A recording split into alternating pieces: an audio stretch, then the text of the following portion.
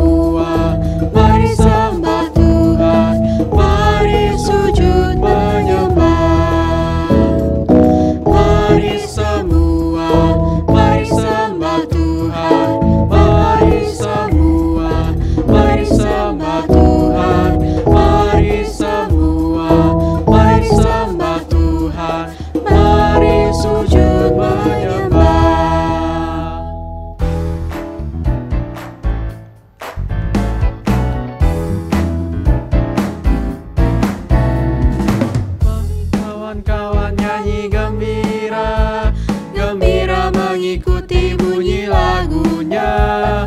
Mari kawan-kawan nyanyi gembira, supaya isi dunia mendengarkannya. Nyanyikan kasih Yesus, gaungkan sukanya.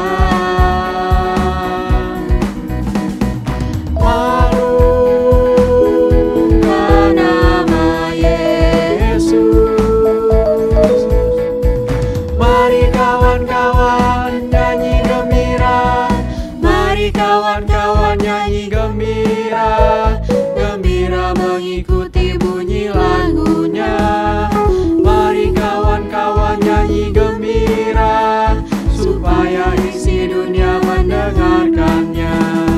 Suka bagaikan surya,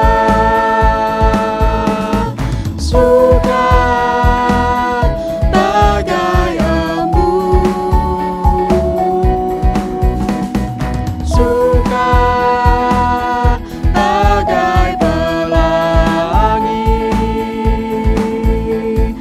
Mari kawan-kawan nyanyi gembira, mari kawan-kawan nyanyi gembira, gembira mengikuti bunyi lagunya.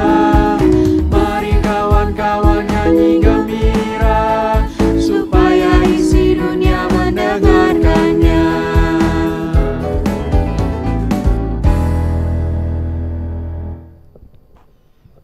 Mari kita berdoa. Kami bersyukur ya Allah untuk kehidupan yang Tuhan karuniakan untuk kami.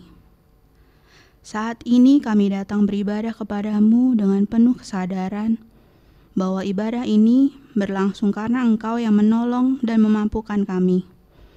Berkaryalah ya Roh Kudus, taburlah firman-Mu dalam hati dan pikiran kami. Dalam Kristus kami berdoa. Amin. Untuk menyelenggarakan ibadah minggu ini, walau secara online, diperlukan persiapan yang baik. Persiapan diperlukan agar ibadah dapat berlangsung dengan lancar dan kita semua mampu mengalami perjumpaan dengan Tuhan. Pelayan firman yang akan melayani saat ini pasti mempersiapkan diri dengan baik, sehingga firman yang diberitakan itu dapat kita terima dan bertumbuh dalam kehidupan jemaat. Namun, ada kalanya juga pelayanan tidak berjalan dengan baik dan dapat diterima oleh seluruh jemaat. Nah, persiapan yang baik juga menolong para pelayan untuk menerima hasil pelayanan mereka. Apakah direspon dengan baik atau malah diprotes? Sebagai umatnya, kita semua punya tugas menjadi pewarta firman. Tanpa kita sadari, kita sering abai mempersiapkan diri menjadi seorang pelayan. Kita memperkatakan firman, tetapi hidup tidak berpadanan dengan firman itu. Ketika pelayanan dirasa kurang baik, kita sering menyalahkan keadaan yang kurang baik itu, tanpa melihat diri sendiri yang melayani. Mari kita berdoa.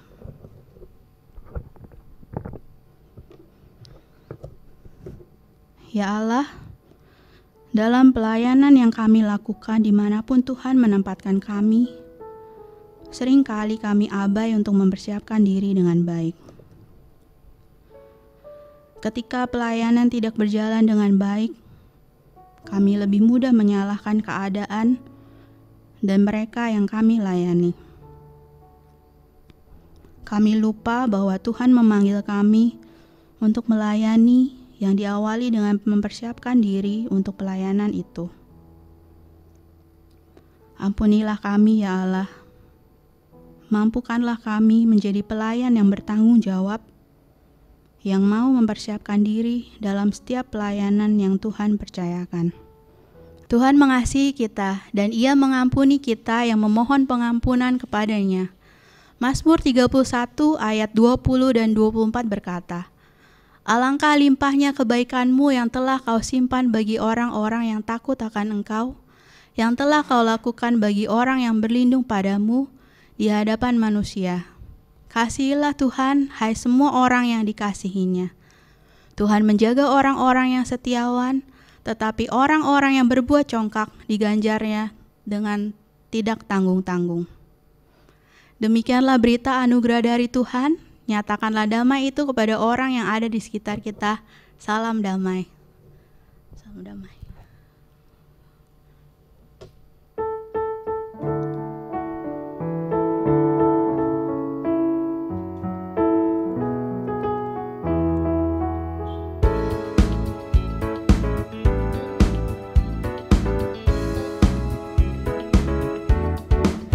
Berlimpah sukacita di hatiku, di hatiku, di hatiku. Berlimpah sukacita di hatiku, tetap di hatiku. Aku bersyukur, bersukacita, kasih Tuhan diam di dalamku. Aku bersyukur, bersukacita, kasih Tuhan diam di dalamku.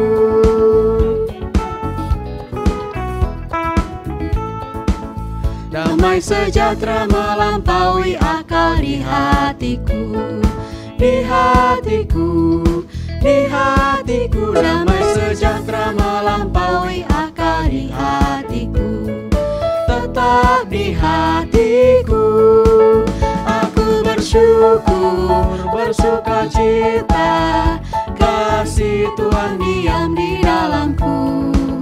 Aku bersyukur, bersukacita, kasih Tuhan diam di dalamku.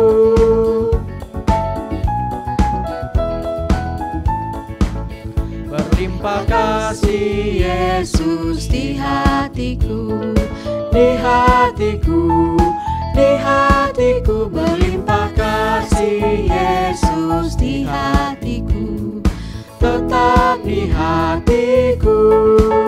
Aku bersyukur, bersukacita, kasih Tuhan diam di dalamku. Aku bersyukur, bersukacita, kasih Tuhan diam di dalamku.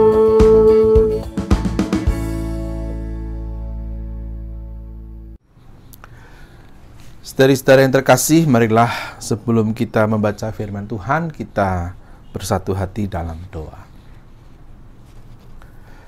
Ya Tuhan, kami mohon pimpinan Roh-Mu yang kudus, Roh penghibur dan Roh penolong itu, untuk membantu kami, karena kami lemah dan terbatas. Roh-Mu, Roh penuh daya, yang dapat memampukan kami mengerti sabda-Mu. Bekerjalah di antara kami, ya Tuhan, lewat Roh-Mu, sehingga bacaan kitab suci bagi kami bolehlah menjadi makanan rohani. Demi Kristus kami berdoa. Amin. Saudara-saudara yang terkasih, bacaan kita terambil dari Injil Matius 13 ayat 1 sampai 9. Dilanjutkan dengan ayat 18 sampai 23 yang menjadi dasar dari tema hari ini, siap menabur. Matius 13 ayat 1 sampai 9. Pada hari itu keluarlah Yesus dari rumah itu dan duduk di tepi danau. Maka datanglah orang banyak berbondong-bondong lalu mengerumuni dia, sehingga ia naik ke perahu dan duduk di situ, sedangkan orang banyak semuanya berdiri di pantai. Dan ia mengucapkan banyak hal dalam perumpamaan kepada mereka. Katanya, adalah seorang penabur yang keluar untuk menabur. Pada waktu ia menabur, sebagian benih itu jatuh di pinggir jalan, lalu datanglah burung dan memakannya sampai habis. Sebagian jatuh di tanah yang berbatu-batu, yang tidak banyak tanahnya. Lalu benih itu pun segera tumbuh karena tanahnya tipis. Tetapi sesudah matahari terbit, layulah ia dan menjadi kering karena tidak berakar. Sebagian lagi jatuh di tengah semak duri. Lalu makin besarlah semak itu dan menghimpitnya sampai mati. Dan sebagian jatuh di tanah yang baik, lalu berbuah. Ada yang 100 kali lipat, ada yang 60 kali lipat, ada yang 30 kali lipat. Siapa bertelinga, hendaklah ia mendengar. Ayat 18. Karena itu, dengarlah arti perumpamaan penabur itu. Kepada setiap orang yang mendengar firman tentang kerajaan surga, tetapi tidak mengertinya, datanglah si jahat dan merampas yang ditaburkan dalam hati orang itu. Itulah benih yang ditaburkan di pinggir jalan. Benih yang ditaburkan di tanah yang berbatu-batu ialah orang yang mendengarkan firman itu dan segera menerimanya dengan gembira. Tetapi ia tidak berakar dan tahan sebentar saja. Apabila datang penindasan atau penganiayaan karena firman itu, orang itu pun segera murtad. Yang ditaburkan di tengah semak duri ialah orang yang mendengarkan firman itu, lalu kekhawatiran dunia ini dan tipu daya kekayaan menghimpit firman itu sehingga tidak berbuah. Yang ditaburkan di tanah yang baik ialah orang yang mendengarkan firman itu dan mengerti. Dan karena itu ia berbuah, ada yang 100 kali lipat, ada yang 60 kali lipat, ada yang 30 kali lipat. Demikianlah firman Tuhan. Berbahagialah setiap orang yang mendengarkan sabda Allah dan melaksanakannya dalam kehidupan setiap hari. Haleluya. Saudara-saudara yang terkasih, jarang sekali terjadi perumpamaan Yesus dijelaskan oleh Yesus sendiri. Biasanya Tuhan Yesus mengungkapkan suatu perumpamaan, lalu para pendeta yang menafsirkannya. Para pendeta harus mencari tahu latar belakang sosial, latar belakang semantik, kalimat atau kata tertentu, latar belakang audiensnya, worldview, untuk menjelaskan maksud perumpamaan Yesus yang diucapkan lebih dari 2000 tahun yang lalu kepada orang-orang dengan cara hidup dan cara berpikir yang berbeda dengan manusia zaman sekarang.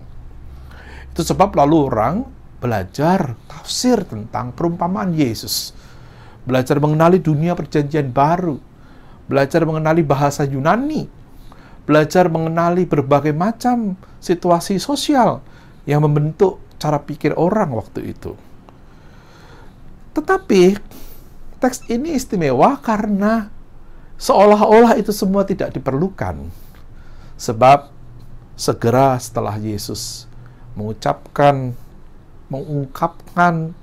menceritakan suatu kisah lewat gayanya, perumpamaan, ia segera menjelaskan maknanya. Detail sekali.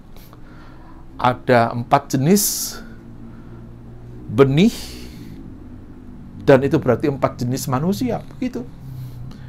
Benih ditabur, firman ditabur oleh sang penabur, lalu dalam tanda petik nasib dari benih-benih itu, yang adalah 4 jenis itu, mewakili 4 jenis, katakanlah spiritualitas manusia yang merespon firman. Ada benih yang jatuh di pinggir jalan, di batu, di semak, dan di tanah subur. Tidak diperlukan usaha tafsir yang belibet, karena Yesus sendiri menjelaskan. Yang ditabur di pinggir jalan, yang dimakan burung itu, adalah orang yang tidak mengerti firman. Nah, tidak mengerti ini apakah berarti tidak pintar, atau tidak mau mengerti? Atau ya tidak paham seumumnya apa yang dimaksudkan, diinginkan Yesus. Sehingga lalu katakanlah ada pihak lain, dalam hal ini digambarkan secara metafor burung yang memakannya. Kalau dalam penjelasan Yesus, itu benih yang jatuh di pinggir jalan itu dirampas oleh si jahat dari hati orang itu. Jadi benihnya sama sekali tidak berefek apa-apa pada hati orang itu. Nah, itu tipe 1. Ya. Lalu yang di batu, tumbuh cepat karena tanahnya tipis, begitu matahari bersinar, ya mati. Ini dibahasakan adalah orang yang ketika mendengar firman gembira sekali, merasa senang, tetapi ketika ada kesulitan datang dalam bentuk penganiayaan dan penindasan, ia langsung hilang. Jadi tidak bertahan lama, mati karena takut menghadapi penindasan atau penganiayaan. Sirna. Tapi lumayan, sempat gembira menyambutnya. Kalau yang pertama sama sekali cuek, sama sekali tidak paham dan mungkin tidak mau paham. Yang ketiga yang di semak berduri itu digambarkan adalah sabda yang walaupun bertumbuh tetapi lama-lama dia mati juga, terhimpit oleh semak belukar, yakni kali ini bukan penderitaan dan bukan penganiayaan, melainkan kekhawatiran dan harta. Jadi bukan sesuatu yang secara fisik mengancam seperti kalau orang dibuat menderita oleh penganiayaan, tetapi di hatinya diganggu dengan kekhawatiran dan dengan keinginan menjadi kaya. Keinginan itu sendiri membuat benih sabda tadi tidak bertumbuh. Jadi tidak lagi soal physical stress begitu, tapi lebih ke ketidakmampuan firman itu bertumbuh karena si orang itu memang punya kecenderungan tertentu dalam dirinya terkait dengan rasa khawatir yang terlalu dan ketamakan. Yang keempat, jatuh di tanah yang baik, yakni orang yang mendengarkan firman dan mengerti, paham, lalu berbuah. Tidak ada himpitan dari semak duri, tidak ada sinar mentari yang panas mematikan tumbuhan itu, karena di batu-batu yang tipis tanahnya tidak ada burung yang mengambil. Jadi bagus sekali jatuh di tanah yang baik dan lalu bertumbuh. Itu adalah orang yang mengerti sabda dan membuahkan sabda. Nah, ini udah dijelaskan sendiri loh, saudara-saudara, oleh Yesus. Jadi tidak perlu interpretasi kecuali bagian kita sekarang sebagai pembaca masa kini adalah menyadari bahwa ini ada tipologi kehidupannya. Yesus memberi tipologi, bahwa tidak semua orang yang merespon firman, mendengarkan firman, mengolah firman, itu sama tipologinya. Ada orang yang hanya mendengarkan sebentar, senang, ada yang sempat mengolahnya, ada yang bahkan cuek sama sekali, ada yang mengabaikannya, ada yang menerimanya dengan sungguh-sungguh dalam hatinya dan membuahkannya. Ini soal tipologi. Dan dari tipologi ini kan kita mau diingatkan bahwa kenalilah apa yang menjadi tipe benihmu. Dan juga bisa begini, kenalilah apa yang kemungkinan bisa membuatmu mati sebagai benih. Kenalilah kekuranganmu, kenalilah kelemahanmu sendiri. Ada orang yang lemah karena ketakutan atas kekhawatiran dirinya, atau atas ketamakannya, atau orang yang kelemahannya tidak tahan mengalami siksaan. Ada orang yang memang bebal sehingga tidak bisa dididik. Ada orang yang positif yang menerima firman. Kita masing-masing punya kelemahan-kelemahan dan kelebihan-kelebihan. Kenalilah itu. Saudara-saudara, dalam tradisi Protestan, maaf, tapi harus saya katakan, kita kurang berlatih rohani. Kita ketinggalan jauh sekali. Maksud saya, secara tertuntun, kita tidak banyak punya akses kepada apa yang disebut melatih gerak batin secara sistematis, katakanlah begitu, teratur, tertuntun, sehingga kalau kita bisa mengenali berbagai warna-warni gejolak batin kita, rasa kiblat kita yang kadang-kadang terombang-ambing, kita kadang tidak tahu bagaimana menanganinya.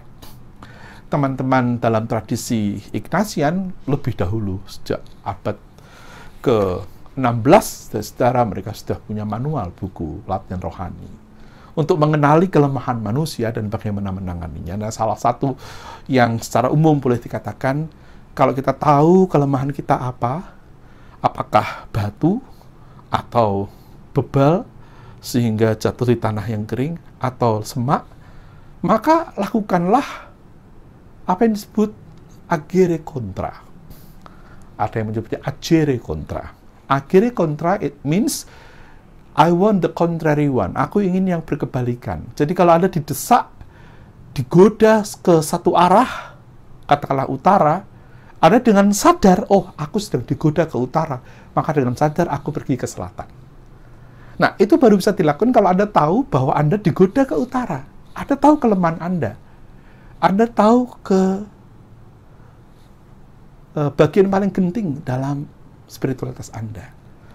Malah dalam buku latihan rohani itu dikatakan, iblis punya gelar PhD dalam menggoda manusia. Ini buku yang dipakai oleh Pater Melo untuk menjelaskan tradisi Ignatian yang tadi abad ke-16 itu.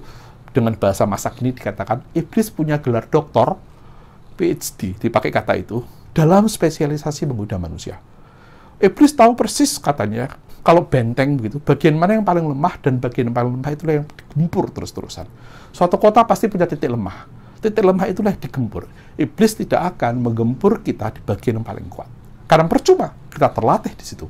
Ya tahu persis di mana kita paling lemah, dan disitulah kita digempur habis-habisan. Dan sebagai seorang ahli, katakanlah dokter di bidang menggoda, pasti dia tidak menggoda dengan cara biasa. Dia punya banyak perangkat, punya banyak cara, sehingga kita tidak sadar kalau digoda. Dan kita akan merasa bahwa kalau saya tergoda, ya wajar dong, karena godaannya terlalu besar atau terlalu pintar. Salah satunya, kalau Anda mau tahu, misalnya begini. Tidak pernah dia menggoda orang hanya dengan katakanlah, ini baik, ini buruk, pilihlah yang buruk. Tidak. Itu anak-anak, terlalu sederhana. Godaannya begini, ini nggak terlalu baik, tapi coba, nggak apa-apa kok, malah asik loh rasanya. Toh orang lain juga melakukannya, nggak apa-apa. Coba dulu, coba dikit. Lalu kita coba dikit, entah itu berkaitan dengan tadi ya, kekayaan, kekhawatiran, dengan macam-macam lah, kesenangan tertentu, atau mungkin kita mengalami bahaya tertentu. Tuh kan, nggak apa-apa toh. Malah ada rasa thrill gitu kan. Coba lagi besok. Tuh, enggak apa-apa. Lagi, tambah lagi porsinya. Tuh, enggak apa-apa. Tahu-tahu, terjatuh. Jadi, pintar sekali argumentasinya. Kita masing-masing punya kelemahan. Kita bisa menggunakan banyak teori. Anda mau gunakan teori psikologi atau teori, katakanlah, kultur religius, ada. Setidaknya manusia, katakanlah, kalau Anda pakai teori yang umum dikatakan ada kelemahan yang berkaitan dengan harta, kekuasaan, dan seksualitas. Minimum kita punya satu, kita bisa punya 2 atau 3. Jatuh kita ya di situ-situ saja. Kalau kita kelemahan kita di, katakanlah, harta, bukan di seksualitas atau di kekuasaan, narasinya bisa ganti-ganti, tetapi poinnya sama aja, jatuhnya di situ. Atau lemahnya di situ. Nah, justru kita beruntung kalau kita mengetahui kelemahan kita. Apakah kita ini benih yang cenderung jatuh di batu, atau di tanah yang kering, atau di semak-semak. Ketahuilah, kita masing-masing bisa tidak bertumbuh. Ketika kita mengenali bagian mana yang kita tidak bisa bertumbuh, kehati-hatian itu akan menolong kita untuk mengerti bagaimana menanganinya bersama dengan rahmat Tuhan. Jadi, kalau tema kita adalah soal siap menabur, oh tentu.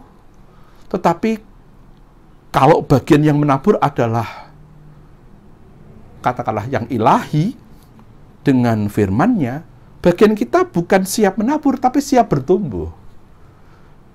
Atau kalau kita juga bagian yang ikut menabur, sebagai bagian dari karya ilahi, hati-hati supaya kita juga tetap bertumbuh. Jangan kita hanya pintar menabur, tapi sendiri tidak bertumbuh. Bisa terjadi, ironis sekali, saudara. Kita mengabarkan firman, kita menyampaikan firman lewat macam-macam cara, tapi belum tentu kita menangani hal-hal yang menjadi kelemahan kita dengan baik. Kita tidak orang yang bisa menangani sendiri. Diperlukan rahmat. Oleh karena itu perumpamaan ini menarik, karena ada orang yang menabur benih. Jadi benih itu tidak datang dari diri sendiri. Benih itu ditabur oleh seseorang yang lain. Berarti benih itu rahmat, bukan? Kita tanah yang jenis apa? Tanah kering, tanah berbatu, bersemak, atau tanah yang subur? Benih itu ilahi, datang dari atas, datang dari Tuhan, katakanlah.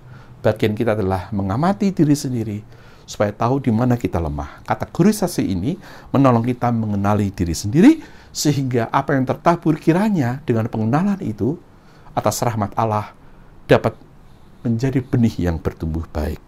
Saudara-saudara yang terkasih dalam Tuhan, kata kunci adalah waspadai dirimu sendiri. Waspadai kelemahanmu. Kewaspadaan adalah kunci dari pertumbuhan. Tidak ada pertumbuhan rohani tanpa kewaspadaan.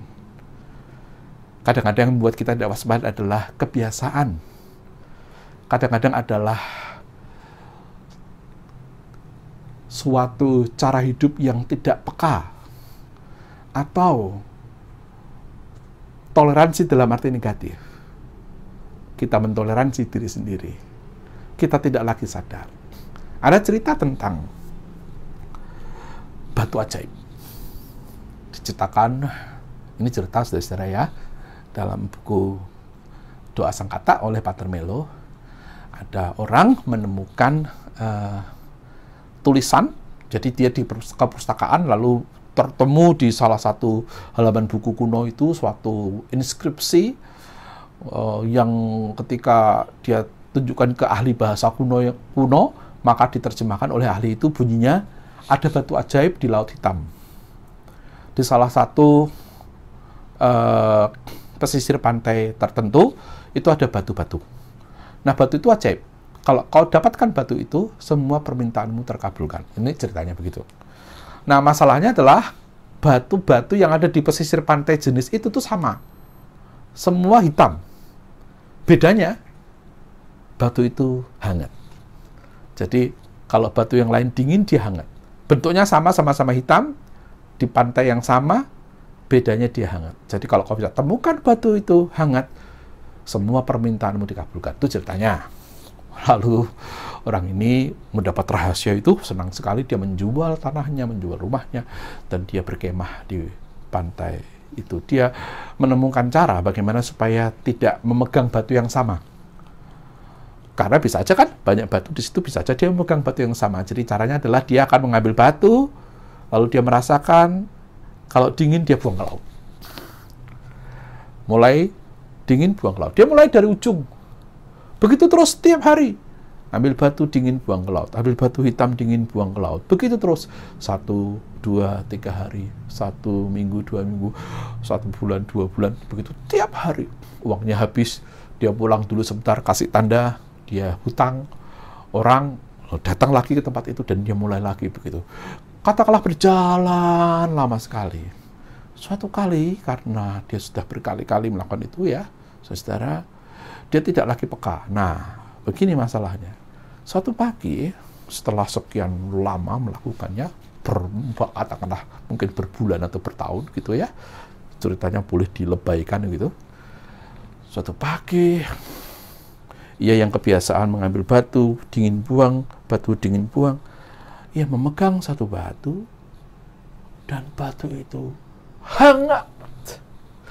Dia sadar batu itu hangat, tetapi kekuatan kebiasaannya membuat dia membuang batu itu ke laut. Nah, saudara-saudara, poin cerita itu adalah hati-hati. Engkau harus sangat waspada, termasuk mewaspadai diri sendiri dengan kebiasaan-kebiasaannya yang tidak peka akan datangnya benih rahmat.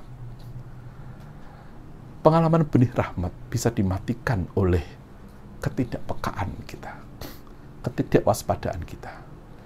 Hanya kewaspadaan terjaga dapat membuat rahmat Allah bertumbuh dan berbuah. Saudara-saudara, kepada kita diberikan banyak benih. Kenalilah kelemahanmu.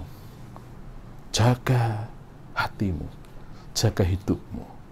Janganlah kerugian, kekayaan, kekhawatiran, dan pengabaian serta kebebalan membuat benihmu tak bertumbuh. Waspadai bagian mana yang paling lemah. Kuasai baik-baik. Bukan supaya Anda sombong, tapi supaya Anda peka ketika rahmat itu tiba. Dengan kesadaran yang baik, Anda bisa bertumbuh. Jangan membuang batu ajaibmu plung ke dalam lautan. Waspadalah. Amin.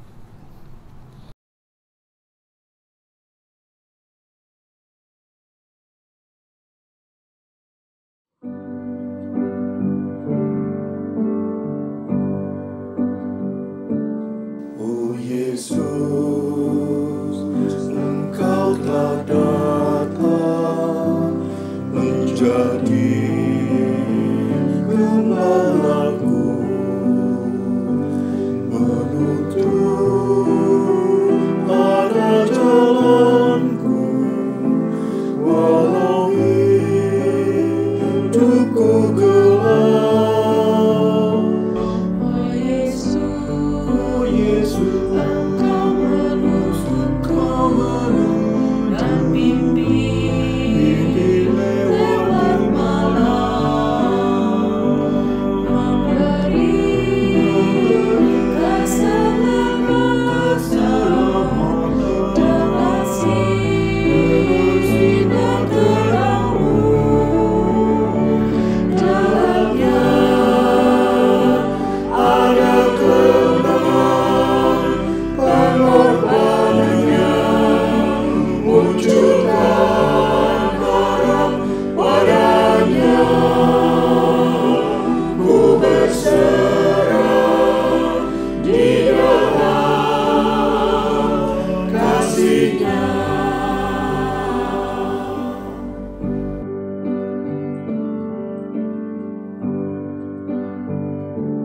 Hiduplah bersamanya, tinggal dalam Roh Tuhan, menyembah dan melayani, serta puji nama-Nya. Ceritakan kebaikan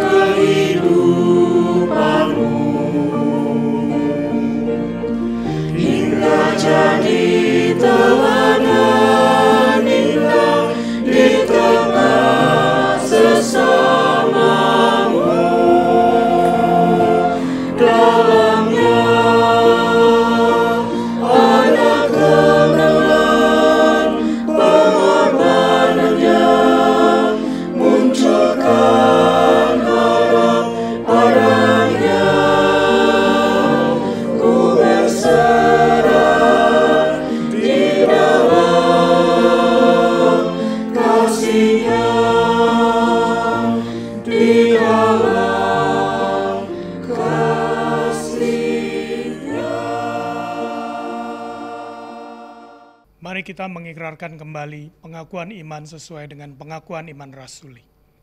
Aku percaya kepada Allah, Bapa yang Maha Kuasa, Khalik langit dan bumi, dan kepada Yesus Kristus, Anaknya yang tunggal Tuhan kita, yang dikandung daripada Roh Kudus, lahir dari anak darah Maria, yang menderita sengsara di bawah pemerintahan Pontius Pilatus, disalibkan, mati dan dikuburkan, turun ke dalam kerajaan maut.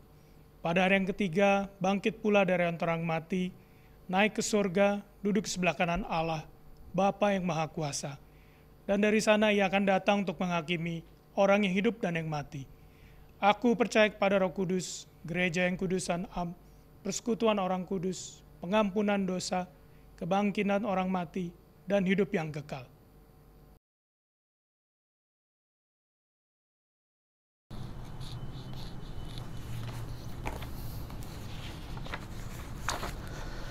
Kita akan memanjatkan doa syafaat kita. Mari berdoa. Ya Tuhan, kami mohon pimpinanmu, khususnya untuk kehidupan kami semua sebagai insan gerejawi, yang mulai mempertimbangkan berbagai peluang dalam era new normal terkait dengan cara kami beribadah dan bersekutu. Tolonglah kami masing-masing untuk dapat memeriksa dengan baik semua kemungkinan, tapi juga menjaga diri dari semua bahaya yang masih ada, sehingga dengan bijaksana dan dengan tepat kami mengambil kebijakan-kebijakan yang sesuai untuk konteks kami. Tolonglah kami semua untuk juga menjaga persekutuan satu sama lain di tengah-tengah keterbatasan. Bantulah kami dengan kreatif, tetap berelasi satu sama lain secara aman. Kami mohon berkat dan pimpinan Tuhan, supaya gereja kami tetap terpelihara dalam dinamika persekutuannya, kesaksiannya, pengajarannya, kecintaannya akan Dikau, spiritualitas pribadi dan bersamanya. Berkatilah kami. Kami mohon berkat juga untuk situasi bangsa dan negara kami, masyarakat kami, menghadapi realitas new normal, juga masih tentu menghadapi corona ini. Tolonglah ya Tuhan, agar dalam situasi ini, Tuhan selalu menolong memberikan kepada kami kehati-hatian, serta tindakan-tindakan tepat untuk menjaga kualitas kehidupan. Tolonglah kami ya Tuhan, untuk memperteguh dan memperkuat kualitas relasi pribadi dan sosial kami satu sama lain, realitas kesehatan, realitas interaksi, kaitan batin kami satu sama lain sebagai bangsa. Mampukan kami mengatasi segala macam egosentrisme, sehingga kami tidak memperdulikan sesama. Mampukan kami sebagai bangsa Indonesia sungguh-sungguh saling mencintai dan menjaga satu sama lain. Berkati pemerintah kami yang melakukan berbagai kajian dan kebijakan sosial untuk seluruh rakyatnya. Tuhan berkatilah. Kami menyerahkan seluruh kehidupan kami bersama sebagai makhluk manusia, bersama dengan alam, flora fauna di dunia ciptaan-Mu. Mampukan kami Tuhan menjadi kesaksian yang baik bagi hadirnya kerajaan Allah, yang bukan hanya meliputi kebenaran, keadilan, kasih, dan perdamaian, tetapi juga untuk menciptakan harmoni bagi seluruh ciptaan. Berkatilah kami menyaksikan kehidupan yang menjaga alam semesta. Benih yang Kau tabur dalam diri kami lewat berbagai macam cara, Tuhan menguatkan kami. Kiranya menjadi benih yang berbuah-buah dalam tindakan, dalam perkataan, dalam keheningan, dalam doa. Inilah doa-doa syafaat kami, ya Tuhan, yang kami naikkan di dalam nama Kristus yang telah mengajar kami berdoa.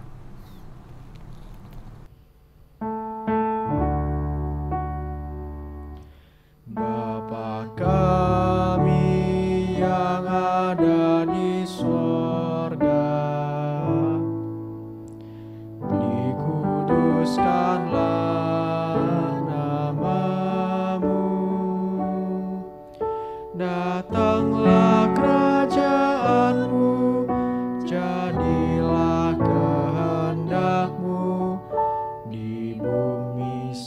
seperti di sorga. Beri kami hari ini makanan yang secukupnya. Ampuni salah kami seperti kami ampuni yang bersalah pada kami. Jangan bawa kami dalam pencobaan, melainkan lepaskan kami dari yang jahat. Sebab Kaulah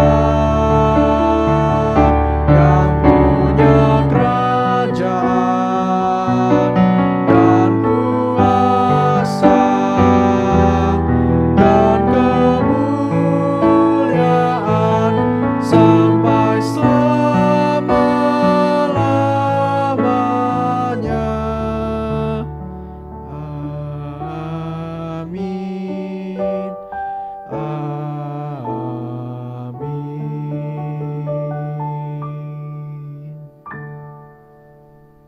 Jemaat yang terkasih, mari saat ini kita memberi persembahan kepada Tuhan sebagai ungkapan syukur atas pemeliharaan Tuhan dalam hidup kita yang kita rasakan hari lepas hari. Firman Tuhan dalam Mazmur 126 ayatnya yang kelima sampai 6 berkata, orang-orang yang menabur dengan mencucurkan air mata akan menuai dengan bersorak-sorai. Orang yang berjalan maju dengan menangis sambil menabur benih pasti pulang dengan sorak-sorai sambil membawa berkas-berkasnya. Persembahan syukur dapat diserahkan dengan cara transfer ke rekening GKI Kafling Polri atau dapat dimasukkan ke dalam amplop dan akan diserahkan nanti pada saat kebaktian pertama yang diselenggarakan di gedung gereja.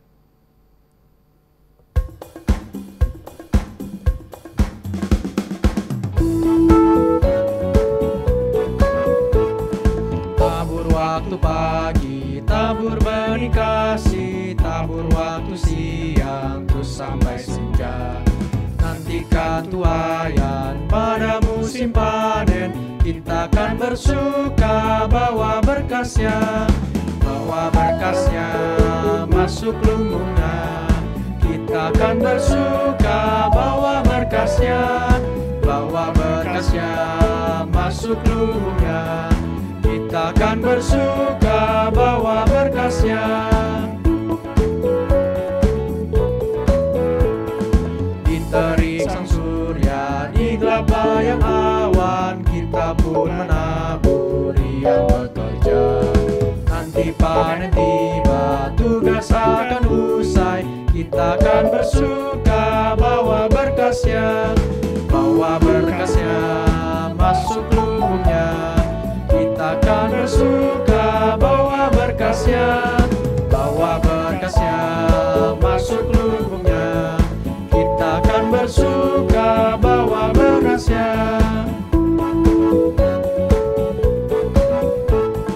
Maju walau sukar, tabur bagi Tuhan, biar jiwa raga susah dan lelah. Sampai akhir nanti kita disambutnya, kita akan bersuka bawa berkasnya masuk lumbungnya. Kita akan bersuka bawa berkasnya masuk lumbungnya. Kita akan bersuka bawa berkasnya.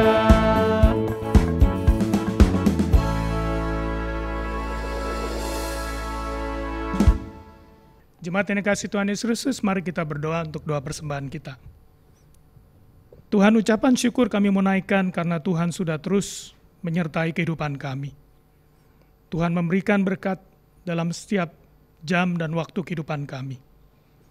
Karena itu saat ini kami mau menyatakan syukur kami melalui persembahan yang sudah kami kumpulkan. Kami mau berdoa agar Tuhan mau menerima persembahan ini, menguduskannya, dan memakainya menjadi persembahan yang juga boleh memberkati banyak orang melalui pelayanan jemaat-Mu dimanapun Tuhan akan berkarya. Berkati orang-orang yang akan menanganinya, yang akan mengelolanya, agar mereka juga boleh dengan takut akan Tuhan mengelolanya dengan baik. Terima kasih ya Tuhan, kami naikkan doa ini dalam nama Tuhan Yesus Kristus. Amin. Kesiapan untuk menabur firman Allah adalah salah satu wujud dari orang-orang yang hidup oleh Roh. Mari menjadi penabur-penabur yang dituntun oleh Roh Allah dan tidak mudah putus asa.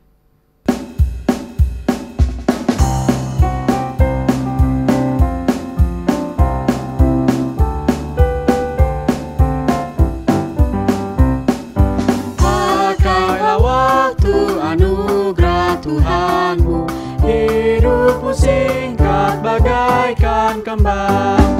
Tanah benda yang kekal di hidupmu, hanya kasih tak akan lekang. Tiada yang bakal di dalam dunia, segala yang indah gunakan hanya. Namun kasih-Mu demi Tuhan Yesus sungguh bernilai dan tinggal tetap.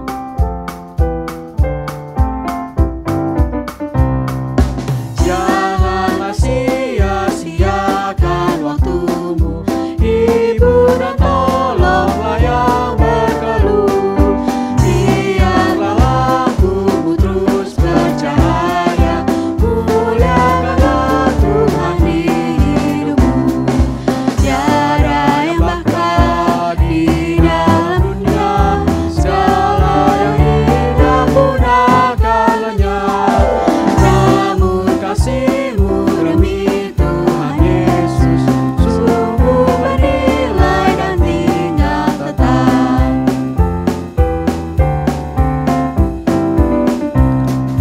Karya jerih-Mu demi Tuhan Yesus kan dihargai benar oleh-Nya. Kasih yang sudah Kau tabur di dunia, nanti Kau tuai di sorga mulia. Tiada yang bakal di dalam dunia, segala yang indah gunakan lenyap. Namun kasih-Mu demi Tuhan Yesus sungguh bernilai dan tinggal tetap.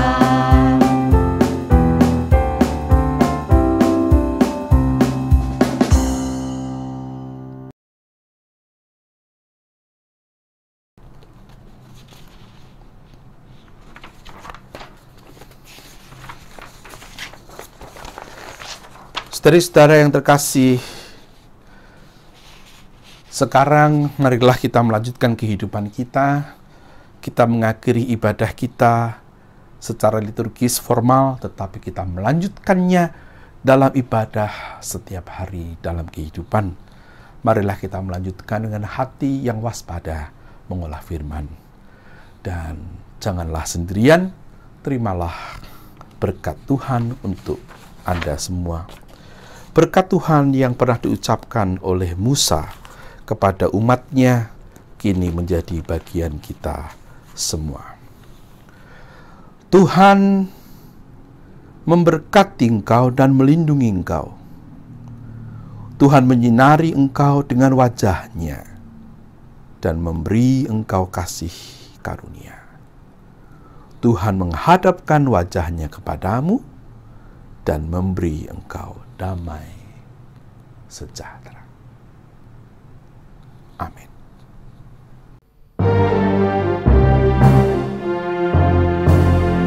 Haleluya, amin. Haleluya, amin. Haleluya, haleluya, haleluya,